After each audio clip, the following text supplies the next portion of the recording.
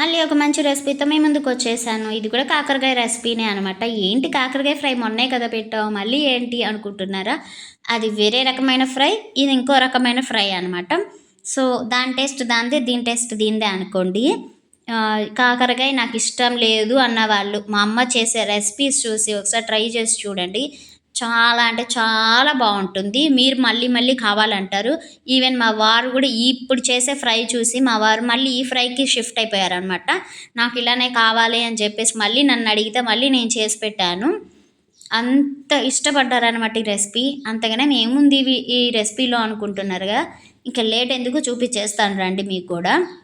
As usual మనం కాకరకాయ మీద ఉండే లైట్గా బుడపలు బుడపలుగా ఉంటుంది కదా, కొంచెం కత్తితో అయితే లేదా స్పూన్తో అయినా గీకేసేయండి. మరి బోడిగుండు అయితే చేయకండి బాబు, అంత బాగోదు, అస్సలు చండాలంగా అయిపోతుంది. సో లైట్గా గీకేసేయండి. అలా గీకేసిన తర్వాత ఇలా చిన్న చిన్న ముక్కలుగా కట్ చేసేసుకోవాలన్నమాట. మీకు ఎన్ని కావాలో అన్నీ. చూసారా, ఇలా చిన్న చిన్నవి ముక్కలుగా అయితే కట్ చేసుకోవాలి. ఇలా అన్నీ కట్ చేసి పక్కన పెట్టేసుకున్నాం చూడండి. అంటే ఒక మీడియం సైజ్, మరీ చిన్నవి కాదు, అలా అని మరీ పెద్దవి కాదు, మీడియం సైజులో కట్ చేసుకోండి. వాటిలో విత్తనాలు కూడా పడేయకండి, చాలా టేస్ట్ ఉంటాయి ఫ్రైలో. ఇలా ముందు ఒక గిన్నె తీసుకొని అందులోకి మనం కొంచెం చిటికెడంత పసుపు అయితే వేసుకోవాలన్నమాట. అలానే రాళ్ళు ఉప్పు, మీరు సాల్ట్ అయినా తీసుకోవచ్చు. రాళ్ళు ఉప్పు అనేది కొంచెం బెటర్ అనుకుంటాను, అందుకని మేము అదే వాడుతూ ఉంటాం. ఇప్పుడు ఇందులోకి మనం ముందు కట్ చేసుకున్న కాకరకాయ ముక్కలు అయితే యాడ్ చేసేసుకోవాలి. చూసారు కదా, మనం దాంట్లో ఉండే విత్తనాలు కూడా వదలకుండా వేసేస్తాం మేము.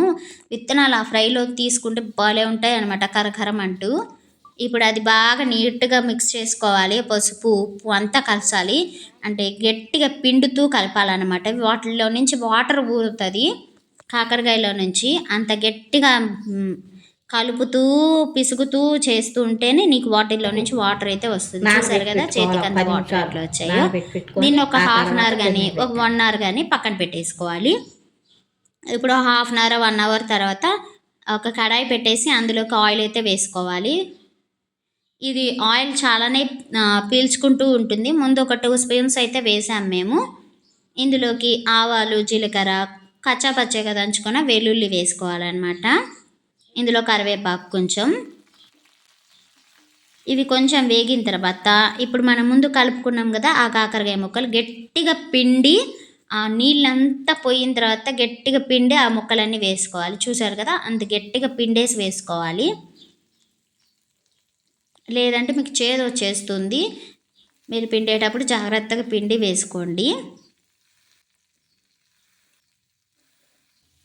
అలా వేసిన తర్వాత బాగా మిక్స్ చేసుకోవాలి ఆయిల్లోకి. ఇది ఆయిల్ అనేది ఇంకా ఇంకిపోతున్నట్టే ఉంటుంది. మూత పెట్టేసి వేగనిద్దాం. మధ్య మధ్యలో ఆయిల్ అవసరం అవుతుంది, మళ్ళీ మధ్యలో వేసుకోవాలన్నమాట. చూసారు కదా, కొంచెం కలర్ చేంజ్ అయిపోయినాయి.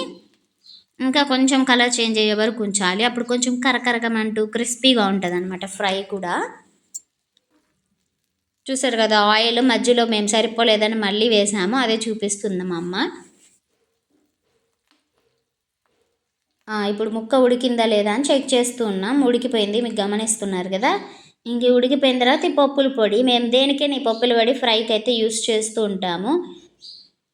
ఈ పప్పుల పొడి మీరు దంచి పెట్టుకుంటే మీకు ఫ్రైల్లోకైనా చాలా చాలా యూజ్ అవుతుంది. ఇది మా అమ్మ కోసం చేసుకుంటున్న ఫ్రై, సో అందుకని కొంచెం స్పైసీ తక్కువ కాబట్టి ఒక హాఫ్ స్పూన్ అట్లా వేసుకుంది. మనకైతే ఒక 2 స్పూన్స్ వరకు కూడా వేసుకోవచ్చు, స్పైసీగా తింటాము అనుకున్న వాళ్ళు. కొంచెం బాగా కలిసే వరకు బాగా కలుపుకోవాలన్నమాట. ఇంతే, ఇంకా మన రెసిపీ రెడీ అయిపోయింది. చాలా క్రిస్పీగా చాలా టేస్టీగా ఉంటుంది, అసలు చేదు అనేదే ఉండదు.